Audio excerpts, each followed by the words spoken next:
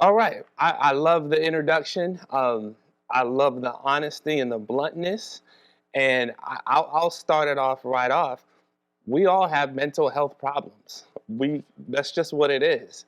You may not have an issue, you may not have a diagnosis, but you got mental health problems. Even if you're just driving on the freeway and somebody cuts you off and you're thinking about that for the rest of the day, that can create a mental health problem, and we all have to know how to deal with it. So, in this short amount of time that I have with you, I'm going to talk about what our office does. I'll talk about some of the hot topics that we've been dealing and talking about when it comes to behavioral health. We call behavioral health because it includes our mental health and substance abuse. And then I'll talk about a really fantastic new program that we've launched in the last couple of months. There we go. Okay. Sorry about that. So, once again, I'm Jonathan. I am a mental health education consultant. I get a chance to go out into the community as well as work with a lot of different cultural groups to talk about mental health, behavioral health services, how to connect them, but more importantly, deal with the stigma issues. People have issues with mental health. We have traditionally had issues. Families have issues. Individuals have issues. And so we have to get over some of those things. And depending on what culture you're from, some of them are extremely negative.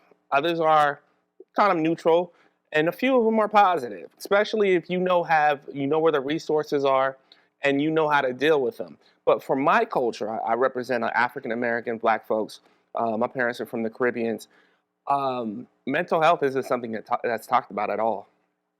Coming up, either you kind of kept it quiet. You had Uncle Joe, and he kind of lived up in the attic or in the basement, depending on where that was. Kind of fed him some food and kept it quiet and kept it pushing. But that is not the appropriate way to deal with mental health. So we talk about you need to get professional help if it starts to affect your ability to live, love, and laugh. Your ability to have the basic functions of living, your ability to have relationships, and your ability that affects your job. If any of those things starting to happen and your mental health is starting to affect those things, you should probably get some help. All right, so I work for the Office of Equity and Inclusion. Our office is over a lot of creating policy to make sure that culture is respected. Cultural competence training is given to our staff, that we are including individuals of differences in our policies, as well as we deal with a lot of the language service stuff, system of care navigations, and we embed culture in everything that we do. Okay? What our goal is to take agencies, organizations, and groups from one group of cultural either pre-competence, cultural blindness, or incapacity, and move them up to the point where they are culturally competent. We do that by a lot of training. We do that by getting individuals to understand a lot of their biases, getting folks to understand that everybody has a story, cultural story, personal story, a family story, and to listen to that story and then be able to identify how that story relates to whatever the issue that we're dealing in. And it's been very, very successful. A lot of our groups, when I say groups, we're talking about not just ethnic specific groups like African American, Asian Pacific Islander, and Latino. We're talking about groups in the veterans community, folks that have disabilities, folks that in the faith-based community. We all have different levels of stigma, so we engage with them and try and figure out ways to make behavioral health a part of their language and understanding so that we can connect them to the programs that can help them. Here are our 14 cultural groups. You can see them. We meet once a month. Right now we're doing it virtually. In those groups, they're all very different on how they address mental health. Some of them are very upfront and say, okay, we need to have a worship day where I think our spirituality subcommittee, where we just say it's Mental Health Sunday. We have a mental health speaker. We talk about mental health. We bring out ribbons. We bring out resources, and it's all about mental health. Other groups are a little bit more not as up in front of your face, and they're saying, okay, well, maybe we just need to have a, a resource day where we have a Saturday where folks can come down and talk to someone who's a professional, social work, and see what's going on. It just all depends. We try and be as competent and do some things that make sense to those community groups as much as possible. So let me talk about what have been specifically for our African American folks and our ethnic groups, what has been the major hot topics and the points of concern. First one has actually had to do with grief. A lot of folks have lost a lot of folks in the last 2 years, and our traditional ways of dealing with that are usually to have a service. It's usually be around family.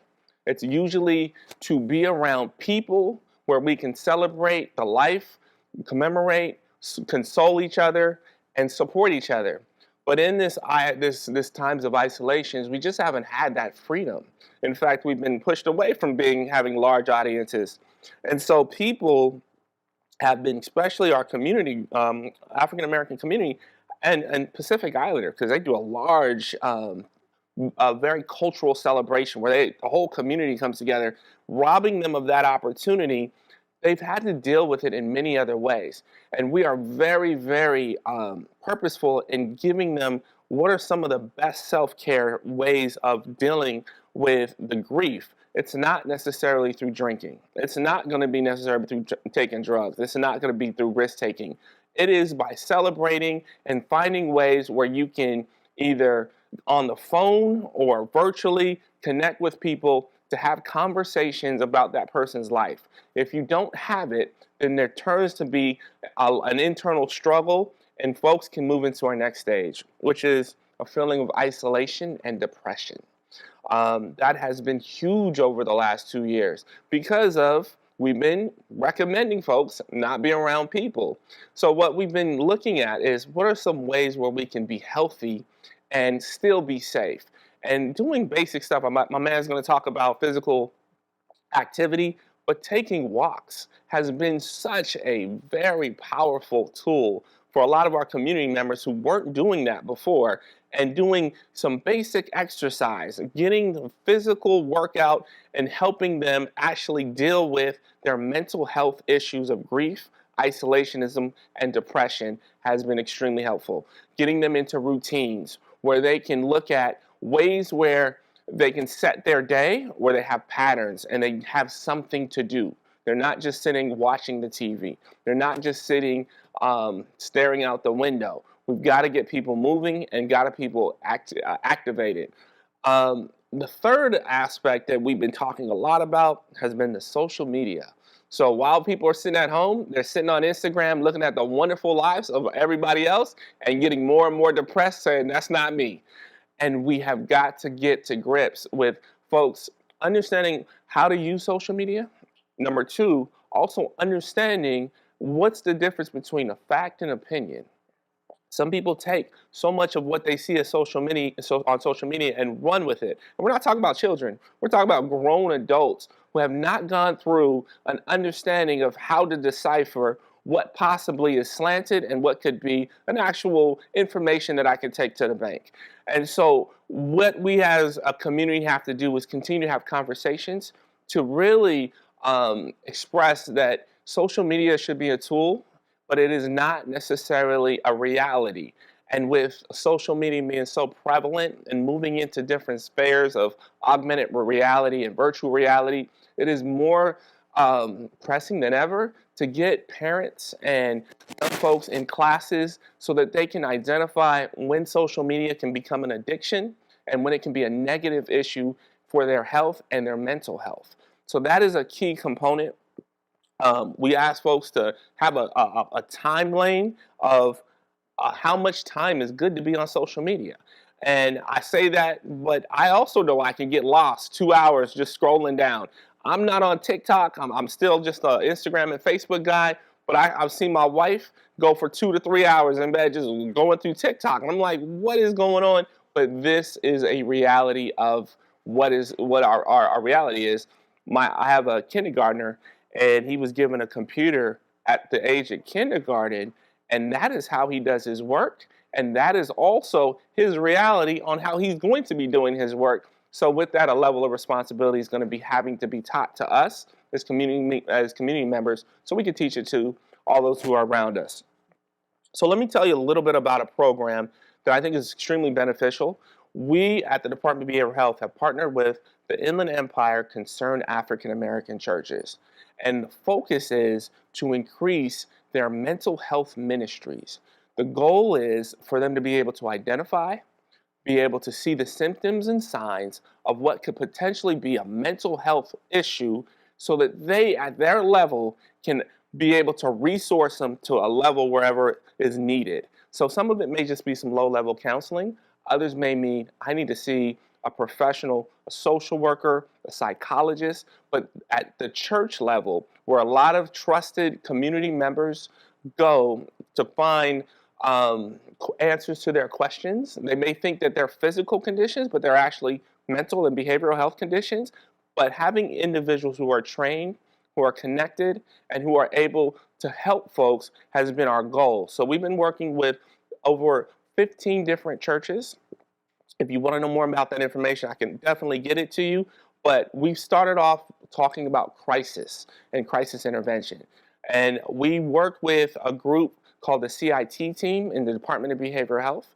They are the ones that train our law enforcement on how to deal with crisis, from individuals that might be having an episode to those that might be human trafficked, other folks that might have autism, and all of these different things that they're not necessarily trained in the academy. We also have given that information to our community faith-based leaders to be able to know how to resource to the various and the specific organizations and services. So that is one of the most outstanding programs we've seen. We're going to hopefully we can expand that program, but we're going to keep moving on with that.